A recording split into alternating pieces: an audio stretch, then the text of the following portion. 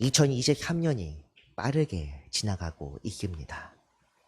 이제 봄도 거의 다 지났고 습하고 무더운 여름 날씨가 벌써 찾아온 듯합니다. 이처럼 계절의 변화는 우리가 쉽게 알 수 있습니다. 기온이나 느껴지는 기운뿐 아니라 꽃이 피고 지는 것, 바람이나 구름, 밤의 별자리와 같은 것으로도 계절을 짐작해 볼 수 있습니다. 저처럼 환절기 같은 때에 알레르기가 심해서 계절의 변화를 몸으로 직접 체험하는 사람들도 있습니다. 그런데 생각해보면 우리가 이처럼 환경의 변화에는 민감하게, 예민하게 반응하지만 정적 영적 변화에는 민감하게 반응하는지 생각해 보아야 하겠습니다. 예수님께서도 공생의 기간 바리새인들을 꾸짖으시며 이렇게 말씀하셨습니다. 너희가 날씨는 분별할 줄 알면서 시대의 표적은 분별할 수 없느냐. 주님의 말씀에 귀를 기울이며 영적으로 깨어 있어야 합니다. 주님의 뜻을 알고 하나님의 역사하심에 민감하게 반응하며 그 뜻대로 살아가야 합니다. 이런 사람들이 성도라 불릴 자격이 있는 사람들입니다. 매 순간 주님의 음성을 듣고 행하는 그런 성도 여러분들 되시기를 바랍니다. 1월 둘째 주부터 히브리서 11장을 계속 읽으면서 우리가 지금까지 읽었던 모든 말씀들은 모두 개인의 믿음이었습니다. 믿음이 무엇인지 정의해야 하는 1절과 2절, 창조에 관한 믿음을 기록한 3절만이 믿음의 원리에 대한 말씀이었으며 나머지 모든 말씀들 4절부터 오늘 이전의 말씀까지는 특별한 어떤 사람의 믿음을 통해 믿음의 의미가 무엇인지 우리에게 일러주는 그런 내용이었습니다. 그러나 오늘의 말씀이 가리키는 믿음은 개인의 믿음이 아닙니다. 본문을 한번 읽어보겠습니다. 믿음으로 그들은 홍해를 육지같이 건넜으나 애굽 사람들은 이것을 시험하다가 빠져 죽었으며. 여기서 그들이란 3인칭 복수, 즉 네이입니다. 어떤 사람이 아니라 어떤 사람들입니다. 이 사람들이 그럼 누구이겠습니까? 바로 홍해를 건넌 역사를 체험한 모세를 따라 애굽을 탈출한 이스라엘 히브리 민족이었습니다. 히브리 민족이 어떤 사람인지 우리는 출애굽 시대의 이야기를 통해 잘 알고 있습니다. 모세가 그들과 함께하고자 애굽 사람을 죽이고 그들에게 자신을 드러냈지만 모세를 오히려 외면하고 저버렸던 사람들. 40년이 흘러서 모세가 다시 나타났을 때 바로가 더욱 무거운 노역으로 그들을 괴롭히자 모세와 아론을 크게 원망했었던 그 사람들. 그랬던 그들을 본문에서는 믿음의 조상이라 이렇게 명명하고 있습니다. 왜 성경이 모세가 아니라 그들, 즉 백성들 전체의 믿음이라 기록하고 있을까 우리는 한번 생각해 보아야 합니다. 지난 시간 우리는 모세의 세 번째 믿음에 관한 말씀을 나누었습니다. 이 말씀이 무엇이었습니까? 애굽의 재앙이 내릴 때 특히 장자의 죽음이라는 재앙을 피하려고 유월절과 피 뿌리는 예식을 정한 것. 이 믿음은 바로 지도자인 모세의 믿음이었습니다. 그러나 바로가 백성들을 보낼 때에 백성들이 모세를 따른 것은 이미 모세 한 사람만의 믿음으로 성립된 것이 아닙니다. 이전에 애굽에 있을 당시의 백성들은 모세를 그저 따랐을 뿐이지만 모세와 함께 출애굽한 순간부터 이들의 모든 행동은 본인들의 믿음으로 기인한 것입니다. 하나님께서 주시리라 하신 언약의 땅을 향하여 나아간 건 역시 모세 혼자만의 믿음이 아니라는 사실입니다. 본토. 우리가 본토라고 하면 무엇을 의미합니까? 나고 자란 곳입니다. 그런데 이 히브리 민족에게 본토란 무엇입니까? 말씀으로만 들었던 가나안 땅이 아닙니다. 이미 히브리 민족의 본토이자 고향은 애굽 땅입니다. 430년이면은 이미 몇 세대가 지난 후입니다. 부모 세대도 애굽, 그 할아버지 세대도 애굽. 이름으로만 들었던 조상들 때 이미 애굽으로 건너온 순간부터 그들의 고향은 이미 애굽이었습니다. 모세 혼자만 애굽 사람으로 살아간 것이 아닙니다. 히브리 민족 전체가 노역으로 수고하고 있기는 했지만 어쨌든 이들 역시 애굽에서 태어나서 살아왔던 사람들입니다.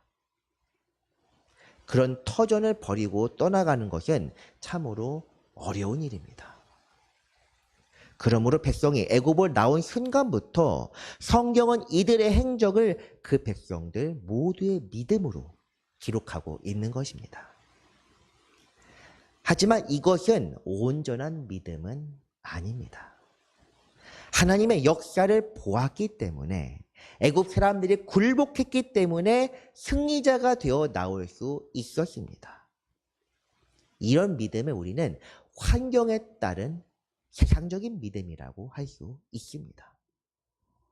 세상에서 말하는, 제가 여러 번 말씀드렸을 것입니다. 세상에서의 믿음은 경험이나 본인의 감각에 의지하는 것이다. 제발 나가주세요 하니까 나왔기 때문에 이것은 자연스러운 일입니다. 그렇기 때문에 하나님께서는 그들의 믿음이 세상으로부터 하늘의 믿음이 되도록 믿음을 시험하셨습니다. 이것이 바로 백성을 광야로 내모게 된 사건의 배경입니다. 제가 올해 처음으로 이런 것을 준비했습니다. 바야흐로 이 지도에서 보면은 고센 지방이 나와 있습니다. 고센 지방에서 오른쪽에 위치한 삼각지에 있는 라함셋이라는 곳이 당시 애굽의 수도이자 히브리 민족이 거하는 땅입니다. 이곳에서 저 위쪽에 보이는 노란색 이스라엘 땅으로 가는 길은 그렇게 멀어 보이지는 않습니다. 붉은 선이 히브리 민족의 노정입니다.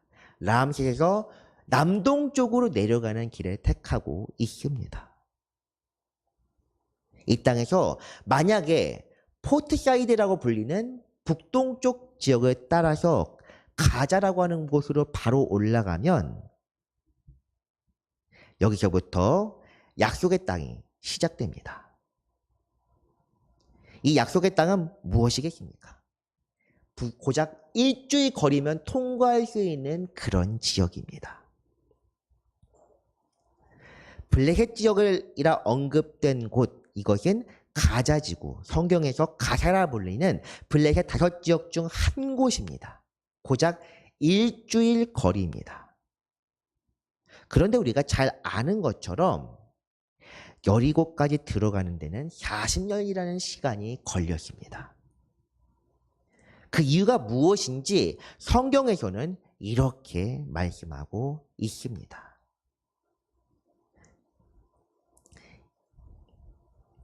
말씀이 하나 빠진 것 같습니다. 네, 그러면 말씀이 따로 빠지는 거로 일단 다른 것을 한번 먼저 보도록 하겠습니다. 그 이유가 무엇인지 성경에서 기록하고 있는 것 다시 한번 살펴보겠습니다. 이 말씀 죄송합니다. 이스라엘 자손의 땅에는 아낙 사람들이 하나도 남지 아니하였고 가사와 가드와 아시도데만 남았더라. 조금 전 지도에서는 가자 혹은 가사로 올라가는 길이라고 하고 있습니다. 이 말씀은 아낙 자손인 아낙 사람들이라는 표현이 나와 있는데 이 아낙 사람들은 체격이 보통 사람의 배나 크고 강하고 용맹스러운 전사들입니다. 다윗과 싸운 골리앗이 대표적인 아낙 사람입니다. 이 아낙 자손은 블레셋 지역과 이스라엘 북부, 요단강 지역에 살고 있는 사람들인데 이 사람들을 보게 되었을 때 히브리 민족이 두려워서 전쟁을 포기하고 돌아가지 않을까 하나님께서는 이렇게 우려하셨습니다. 이 말씀이 출애굽기 13장에 나와 있습니다. 그런데 실제로 전쟁을 하게 되었을 때 백성이 두려워서 애굽으로 돌아가지 않을까 하는 이 출애굽기 13장의 말씀을 보면은 참 의아한 부분이 있습니다. 히브리 민족은 전쟁을 한 적이 있습니다. 애굽 광야 노정에서 3번 정도 큰 전쟁이 있었는데 첫 번째가 출애굽기에 나와 있는 아말렉과의 전쟁. 두 번째는 바산 왕 옥과 아모리 시온 이 각각의 2번의 전쟁 합쳐서 큰 전쟁 3번이 있었습니다. 그 외에도 크고 작은 싸움을 했었는데 왜 하나님은 일주일 길이 아니라 40년 길을 택했을 것일까요? 우리 생각해 보면은 빠르고 쉽게 도착하게 되면은 어떤 문제가 발생하는지를 한번 고민해 보아야 합니다. 이렇게 나와 있는데 애굽에서 가자까지 일주일 걸음 갔는데 만약에 아낙 자손을 만나게 되었다면 어떻게 되겠습니까? 무서워서 다시 일주일 길로 다시 돌아가게 될 것입니다. 빠르게 도착하면 그만큼 또 빠르게 돌아갈 수 있습니다. 하지만 근본적으로 우리가 아낙 자손, 조금 전 우리가 읽었던 아낙 자손이 어떤 사람인지를 생각해 보아야 합니다. 예를 들면은 우리가 비슷한 체구에 있는 사람들이 반대쪽에 있다면 한번 싸워볼까 생각해 볼지도 모릅니다. 그런데 맞은편에 있는 사람들이 우리보다 체격이 최소 1m 이상 크고 덩치대 전부 다 산만하며 매우 우람하고 기골이 장대한 사람들일 때 싸울 맛이 되겠습니까? 생기겠습니까? 물론 총을 들고 있다면 모르겠지만 똑같이 칼과 창으로 무장했을 때 이 체급차라는 것을 무시할 수 없습니다. 격투기를 생각하면 간단합니다. 실제로 광야 생활 중에서 이 블레셋길을 통해서 가지 않고 광야로 돌아갔음에도 비슷한 문제가 발생했습니다. 가데스 바네아라는 지역에서 여리고 땅을 정탐했을 때 사람들이 이렇게 말합니다. 아낙 자손이 있으니까 우리가 이길 수 없을 것이다. 그렇기 때문에 하나님께서는 빠른 길이 아니라 광야 길을 택하셨습니다. 광야에서 그들의 믿음을 시험하시고 굳세게 하신 후 약속의 땅에서 정복전쟁을 벌이도록 계획하셨습니다. 그것이 바로 오늘 말씀의 배경입니다. 어쨌든 히브리 민족은 애굽에서 무사히 탈출했습니다. 기쁜 마음으로 하나님께서 불기둥과 구름기둥으로 갈 길을 인도하셨기 때문에 안심하고 그 길에 따라 광야로 들어갔습니다. 멀리 돌아가는 길, 목표로 하는 가나안 땅과는 완전히 다른 길로 향하고 있다는 사실은 별로 중요하지 않았습니다. 설사 지도에서 보이는 것처럼 북동쪽이 아니라 남동쪽으로 내려간다고 하더라도 그냥 그 길에 따라 가다고 하더라도 어쨌든 40년까지 걸릴 거라는 생각은 하지 않았습니다. 그런데 문제는 이 히브리 민족의 노정을 알게 된 애굽 사람들의 마음이 변했다는 사실입니다. 바로가 이스라엘 자손에 대하여 말하기를 그들이 그 땅에서 멀리 떠나 광야에 갇힌 바 되었다 하리라.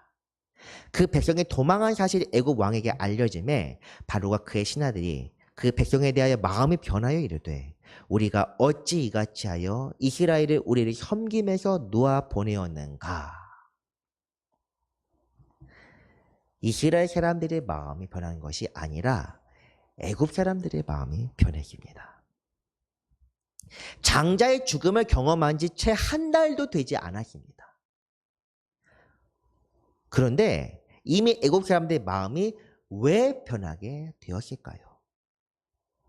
자기들의 평안한 삶을 영위할 수 있게 해줬던 기반을 잃어버린 것이 매우 큽니다. 그전에는 마치 로봇처럼 자동적으로 지시하면 하는 사람들이 있었습니다. 그런데 그 사람들이 사라지고 직접 일을 해야 하는 상황. 이 불편함에 더하여 노예들이 광야에서 헤매는 것을 보자 혹시 하는 마음이 생겨났던 것입니다. 그래서 애굽 사람들은 하나님의 진노조차 잊어버리고 또다시 하나님께 적대하여 히브리 민족을 잡으러 군사를 파견했습니다. 이것이 바로 하나님께서 내리시는 믿음의 시험이었습니다. 갑자기 애굽 사람의 습격을 받은 히브리 민족은 절망했습니다.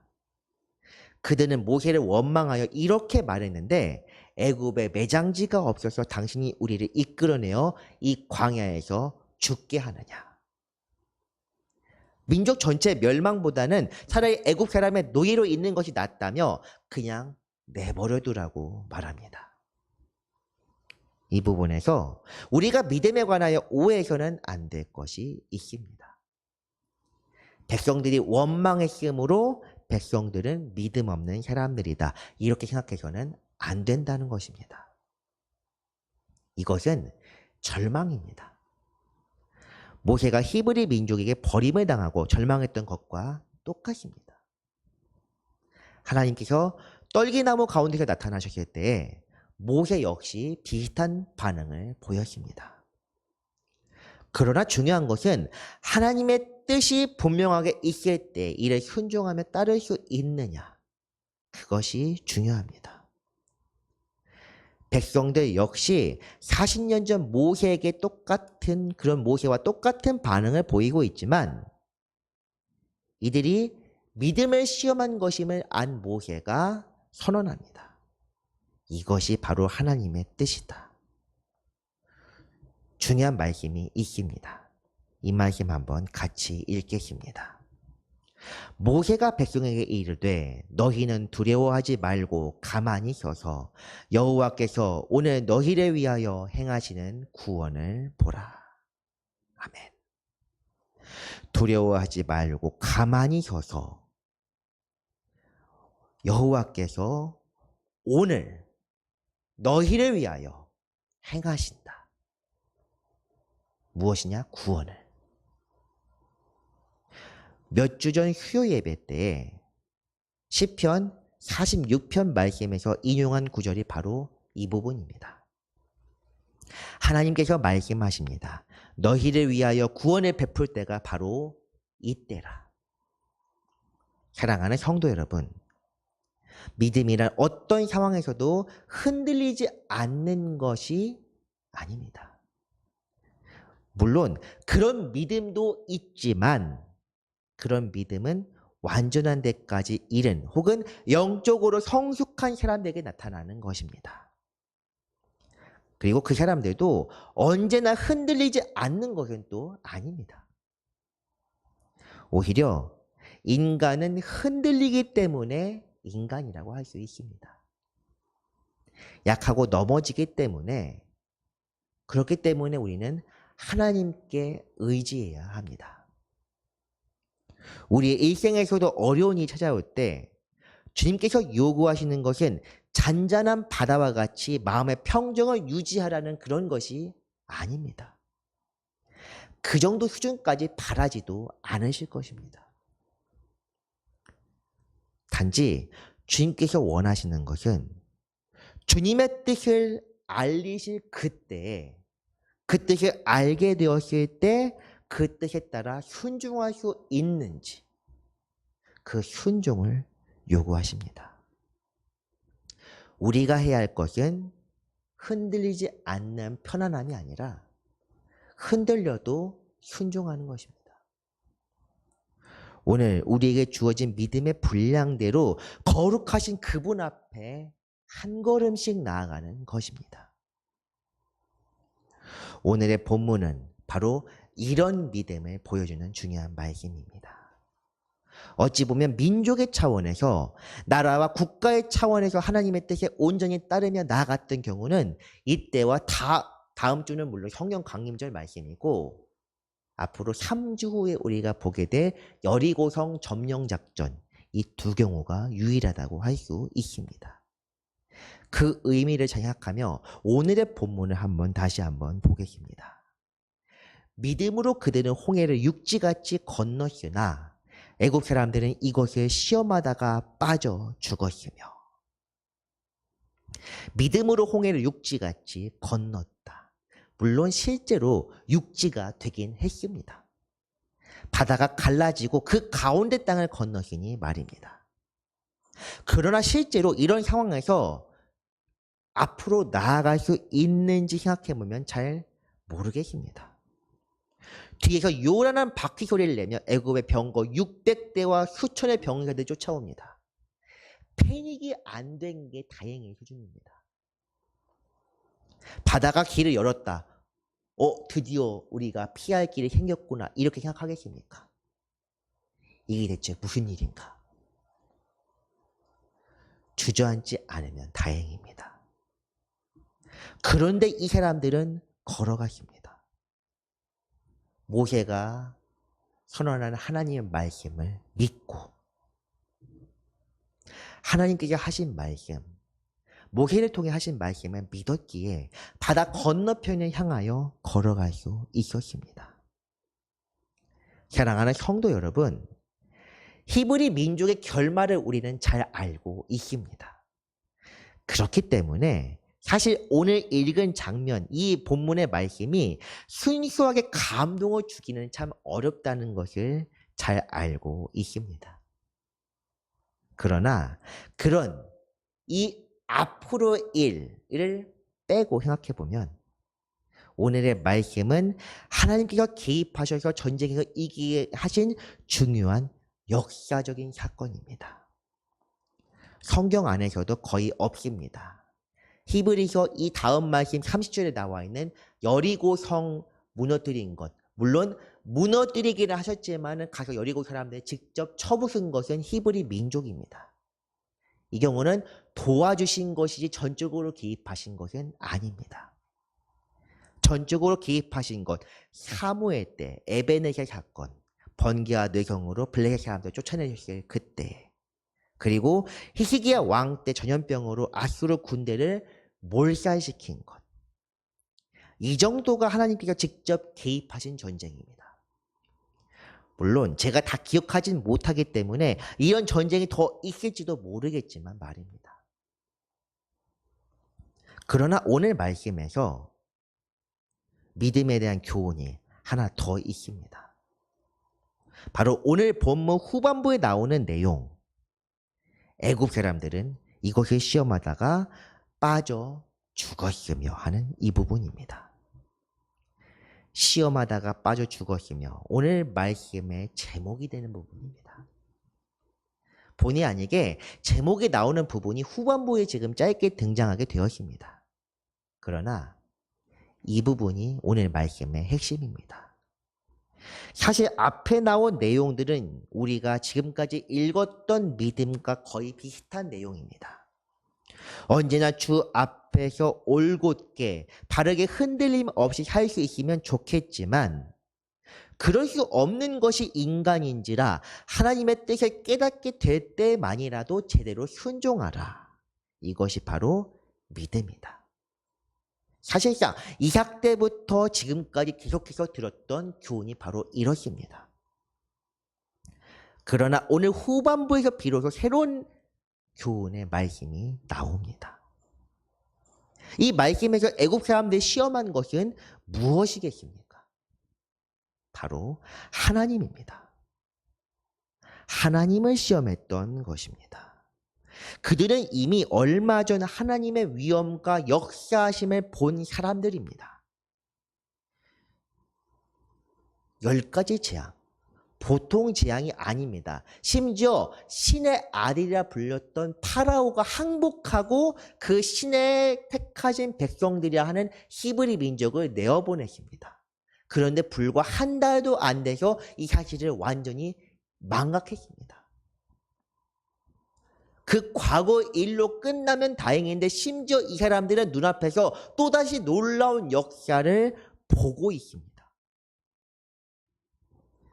자기들이 되게 앞에서 자기가 쫓고 있는 히브리 민족이 갑자기 바다 갈라진 그곳을 건너고 있을 때 믿음의 시험을 받은 것이 히브리 민족만이 아닙니다. 애굽 사람들 역시도 하나님의 역사하심, 지금 일어난 이 놀라운 사건이 하나님의 역사하심과 하나님의 뜻인지를 시험받고 있었던 것입니다.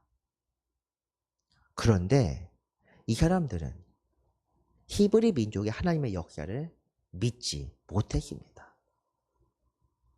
과거 우박 사건 때 이렇게 일어날 것이니 나가지 말라 했을 때 직격적인 사람들도 있습니다. 이 경우는 몰랐습니다. 하나님께서 애국 사람들에게 나타나셔 말씀하셨던 것은 아닙니다.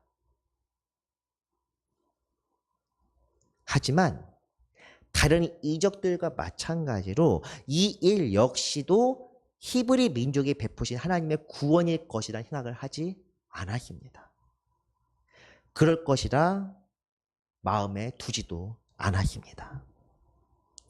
장자를 멸하는 자가 애굽에만 심판을 내렸고 믿음으로 유오절 지킨 히브리 민족에게 피해갔다는 사실을 알았음에도 그때 역사도 잊어버렸습니다. 하나님께서 믿음의 시험을 하시는 경우는 크게 두 가지가 있습니다. 믿음이 연약하기 때문에 믿음을 굳세게 하기 위해서 이것이 우리가 흔히 알고 있는 믿음의 시험입니다. 하지만 믿지 않는 자 혹은 모르는 자들을 위해서 하나님의 뜻을 알도록 촉구하는, 즉 회개를 촉구하는 시험 또한 있습니다.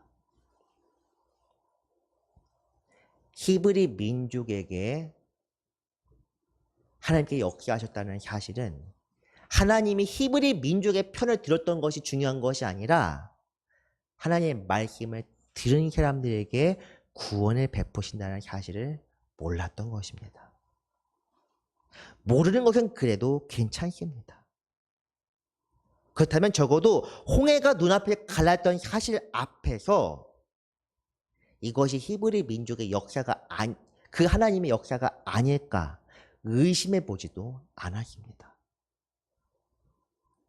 특별한 자연재해 정도로 여겼기 때문에 그 사람들은 홍해로 따라 들어왔습니다. 히브리 민족에게만 구원이 이루어지고 있음을 깨닫지 못했던 것입니다. 심지어 그들이 병거 바퀴가 부서지고 그러니까 히브리 민족을 쫓기에 어려운 상황을 겪었음에도 이들의 전혀 의심하지 않았습니다. 이것이 바로 애굽 사람들이 하나님을 시험한 것이며 그렇기 때문에 다 빠져 죽었던 것입니다. 앞서 우리는 하나님의 뜻을 깨달았을 때 순종한 것이 믿음이라고 여러 번 반복해서 듣고 배웠습니다. 오늘의 교훈, 본문 뒷부분에서 말씀하는 교훈은 그 반대의 이야기입니다.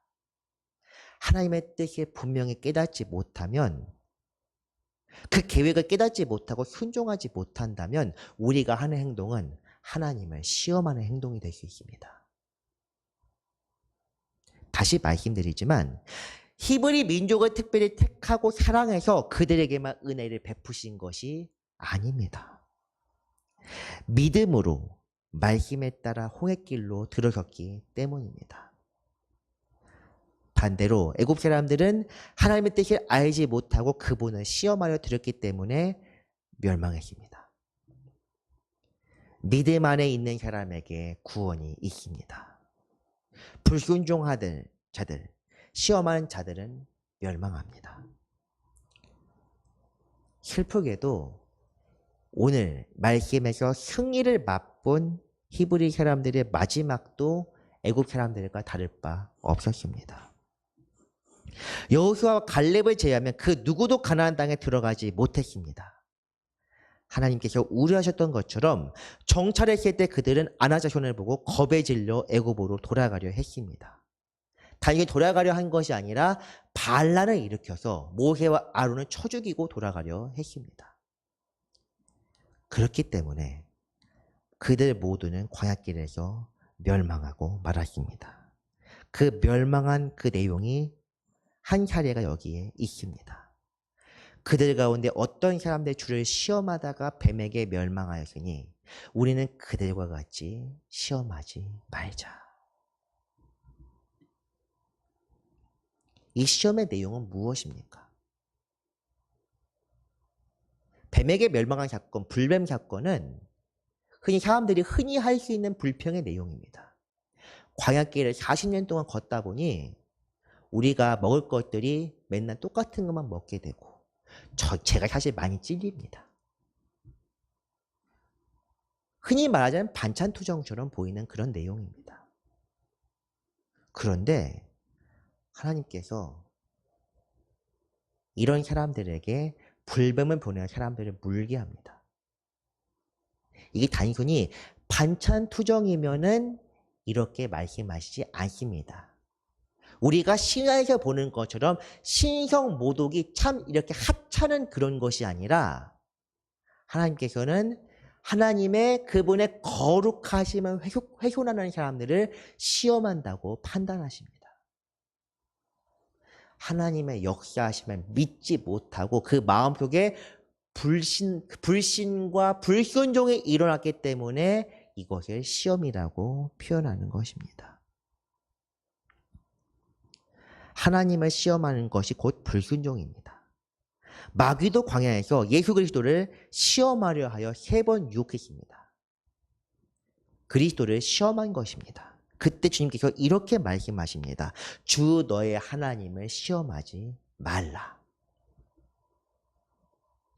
우리는 의에 속하여 의의 일을 하거나 죄에 속하여 죄 가운데 있거나 둘 중 하나밖에 없습니다.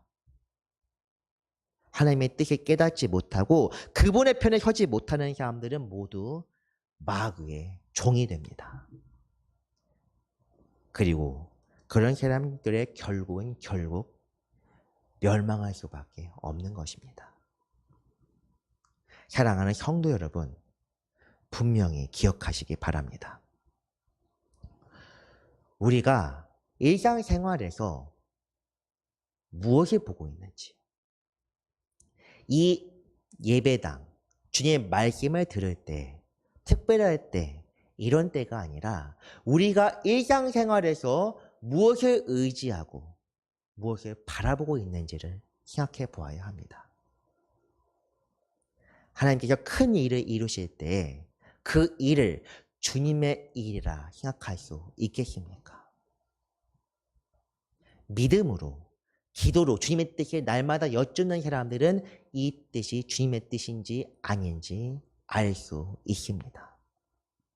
그러나 믿지 아니하고 회개하지 아니하는 사람들은 주님의 뜻이 성취될 때에도 믿지 못합니다. 이 말씀을 하고 마치고자 합니다. 부자와 나사로라 불리는 유명한 예화가 있습니다. 예수님께서 비유를 참 많이 드셨는데 그 중에서도 참 유명한 일화입니다. 한 부자와 또 한 거지가 있었고 이 두 사람이 부자와 거지로 살다가 죽었는데 부자는 지옥불에, 나사로는 천국에 가 있습니다. 부자가 괴로워서 나사로와 함께 있는 믿음의 조상 아브라함에게 요청합니다. 내 식구들이라도 이런 고난에 빠지지 않도록 나사로를 그들에게 보내달라.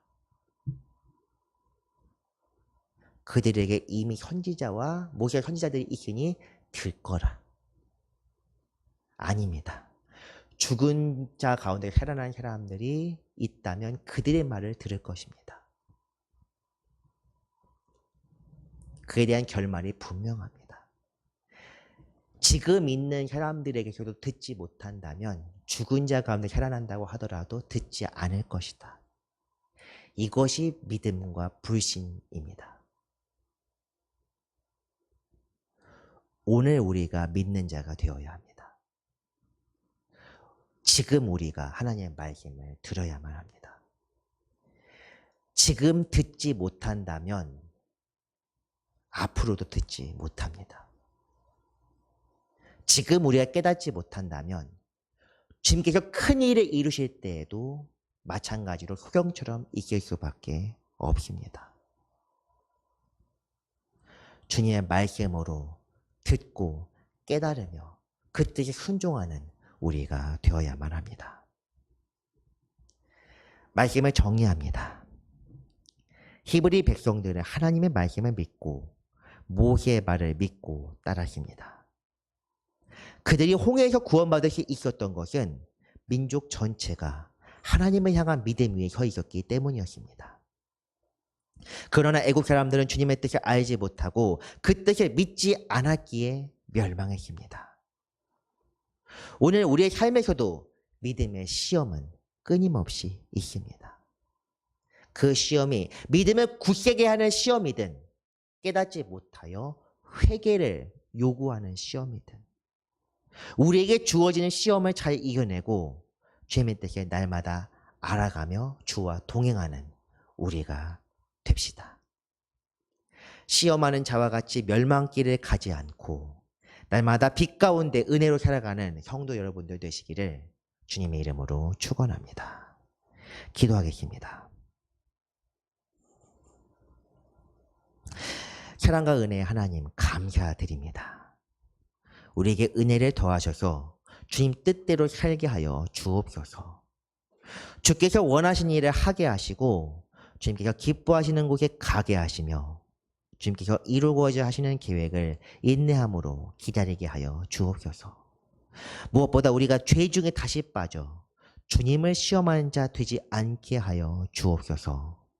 성령으로 새롭게 되어 과거와는 다른 삶, 빛 가운데로 걸어가는 삶을 살게 인도하여 주시옵소서. 감사드리며 예수 그리스도의 이름으로 기도드렸습니다. 아멘.